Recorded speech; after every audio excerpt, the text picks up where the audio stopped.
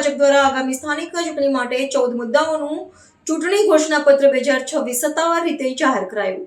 આગામી 26મી તારીખે યોજાનારી સ્થાનિક સ્વરાજ્યની ચૂંટણીઓ પૂર્વે રાજકીય ગતિવિધિઓ તેજ બની છે. આ શૃંખલામાં વડોદરા મહાનગર ભારતીય જનતા પાર્ટી દ્વારા આગામી કાર્યકાળ માટે શહેરના વિકાસનો નકશો રજૂ કરતું 14 મુદ્દાઓનું ચૂંટણી ઘોષણાપત્ર 2026 સત્તાવાર રીતે જાહેર કરવામાં આવ્યું છે.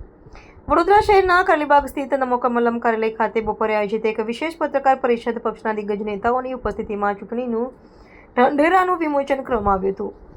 આ મહત્વપૂર્ણ કાર્યક્રમમાં વડોદરા શહેર ભાજપ અધ્યક્ષ ડોક્ટર જયપ્રકાશ સોની, ગુજરાત વિધાનસભાના મુખ્ય દંડક બાલકૃષ્ણ શુક્લ, વર્તમાન તેમજ પૂર્વ ધારાસભ્યો અને પક્ષના અન્ય વરિષ્ઠ હોદ્દેદારો મંચ પર ઉપસ્થિત રહ્યા હતા. ડોક્ટર જયપ્રકાશ સોનીએ પત્રકારોને સંબોધતા ઘોષણાપત્રના મુખ્ય અંશોની વિસ્તૃત માહિતી આપી હતી. તેમણે જણાવ્યું હતું કે આ 14 મુદ્દાઓના સંકલ્પ પત્રમાં વડોદરાના નાગરિકોની પ્રાથમિક જરૂરિયાતો જેવી કે શુદ્ધ પીવાનું પાણી, અત્યાધુનિક સ્વાસ્થ્ય સેવાઓ, સુદૃઢ ટ્રાન્સપોર્ટેશન વ્યવસ્થા અને નવા માર્ગોના નિષ્ણાંત સહિતના સર્વાંગી વિકાસના પ્રોજેક્ટ્સને કેન્દ્રમાં રાખવામાં આવ્યા છે. સ્થાનિક સ્વરાજ્યની આ ચૂંટણીમાં શહેરીજનોનો જનાદેશ મેળવવા માટે ભાજપે આ ઘોષણાપત્રને પોતાના વિકાસના વિઝન ડોક્યુમેન્ટ તરીકે રજૂ કર્યું છે. સ્માર્ટ સિટી વડોદરાના માળખાગત પ્રશ્નોનો કાયમી ઉકેલ લાવીને ભવિષ્યની જરૂરિયાતોને અનુરૂપ માળખું ઊભું કરવાનો પક્ષનો આશય આ દસ્તાવેજમાં સ્પષ્ટ કરવામાં આવ્યો છે. હવે આગામી 26મી તારીખે યોજાનાર મતદાનમાં સ્પષ્ટ થશે કે વડોદરાના મતદારો પક્ષના આધુનિક અને વિકાસલક્ષી વાયદાઓને કેટલું સમર્થન આપે છે. આજે ભારતીય જનતા પાર્ટી વડોદરા મહાનગર દ્વારા સ્થાનિક સ્વરાજ્યની ચૂંટણી 2026 માટે ઘોષણાપત્ર એટલે કે મેનિફેસ્ટો 2026 બહાર પાડવામાં આવ્યું છે.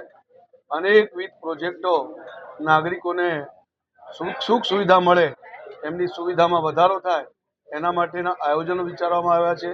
એ પછી શિક્ષણ ક્ષેત્ર હોય, આરોગ્ય ક્ષેત્ર હોય કે સ્માર્ટ એમના ગુડ ગવર્નન્સના અંતર્ગત એપ દ્વારા અનેક એમની જે મુશ્કેલીઓ છે એનું નિવારણ કરવા માટે એ જ પ્રમાણે દરેક વોર્ડની અંદર વોર્ડની ઓફિસ, વહીવટી ઓફિસ બને જેથી કરીને એમના પ્રશ્નોનું સમાધાન એમના વોર્ડમાંથી થાય એવા અનેક પ્રકારના આયોજનો વિચાર્યા છે.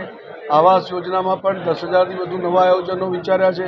એ જ પ્રમાણે પાણીની ક્ષમતા, પીવાના પાણીમાં અત્યારે જે આપણને ઉપલબ્ધ થાય છે એમાં પણ લગભગ 100થી 150 MLD પાણી વહન આપણી વધે, ક્ષમતા વધે, જેનાથી પીવાનું પાણી પૂરતા પ્રેશરથી ઘર ઘર મળી રહે એ પ્રકારના આયોજનો વિચાર્યા છે.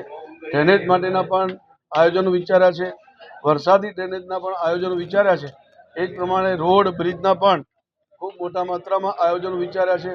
બે મોટી જગ્યા પર એટલે કે રેલવે ગરનાળું હોય અલકાપુરીનું કે એરપોર્ટ સર્કલ હોય ત્યાં પણ ફ્લાયઓવરનો વિચાર કરેલો છે અને વધુમાં વધુ સુવિધાઓ નાગરિકોને મળી રહે એના આયોજનો આ ઘોષણાપત્રમાં રજૂ કરવામાં આવ્યા છે.